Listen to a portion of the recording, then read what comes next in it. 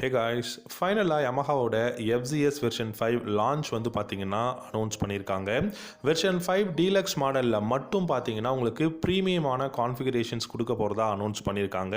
நிறைய மேஜரான அப்டேட்ஸ் வந்து இருக்க போகுது. வெர்ஷன் 5 டீலக்ஸ் மாடலில் மட்டும் ஸ்டாண்டர்ட் வெர்ஷன் அண்ட் வெர்ஷன் 5மே பார்த்தீங்க அப்படின்னா உங்களுக்கு நார்மலான கான்ஃபிகரேஷனில் தான் இருக்க போகுது.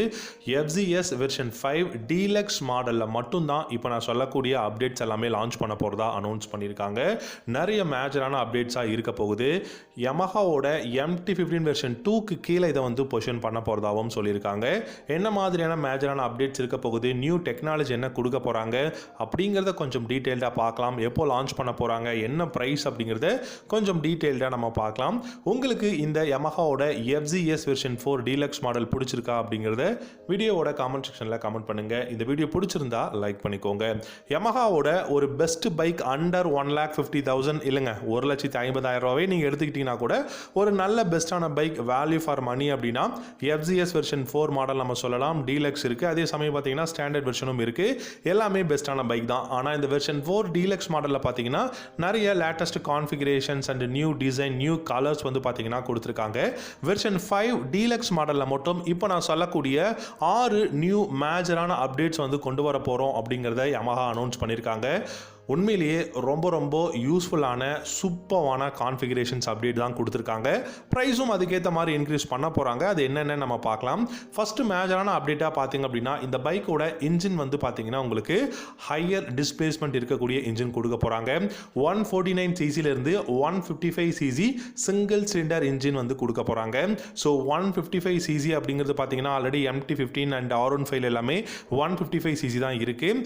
இந்த FZS வெர்ஷன் 5 டீலக்ஸ் மாடல்லையும் நமக்கு பார்த்தீங்கன்னா 155cc இன்ஜின் தான் கொடுக்க போகிறாங்க. ரெண்டாவது மேஜரான அப்டேட் என்ன அப்படின்னு பார்த்தீங்கன்னா இந்த பைக்கோட இன்ஜின் 155cc இருக்கும்போது இதோட பார் அண்ட் டார்க்குமே வந்து இன்க்ரீஸ் பண்ண போகிறாங்க. பார் அண்ட் டார்க் அப்படின்னு பார்த்தீங்கன்னா டெஃபினட்டாக 14.7 ஹார்ஸ் பவரும் 14 நியூட்டன் டார்க்கும் ப்ரொடியூஸ் பண்ணக்கூடிய இன்ஜின் வந்து இருக்க போகுது. இந்த பைக்கில் இப்போ பார்த்தீங்கன்னா 12.4 ஹார்ஸ் பவரும் 13.3 நியூட்டன் டார்க்கும் தான் ப்ரொடியூஸ் பண்ணும். ஆனால் இந்த பைக் 155cc சிங்கிள் சிலிண்டர் இன்ஜினாக இருக்கும்போது நமக்கு 14.7 ஹார்ஸ் பவரும் 14 நியூட்டன் டார்க்கும் ப்ரொடியூஸ் பண்ணக்கூடிய இன்ஜின் தான் இருக்க போகுது.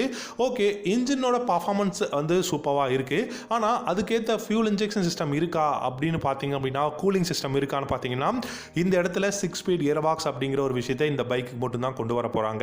ஸோ 5 ஸ்பீட் கியர் பாக்ஸாக இருந்த FZS வெர்ஷன் 4 டீலக்ஸ் மாடலை பார்த்தீங்கன்னா வெர்ஷன் 5 டீலக்ஸில் உங்களுக்கு 6 ஸ்பீட் கியர் பாக்ஸ் வந்து கொடுக்க போகிறாங்க.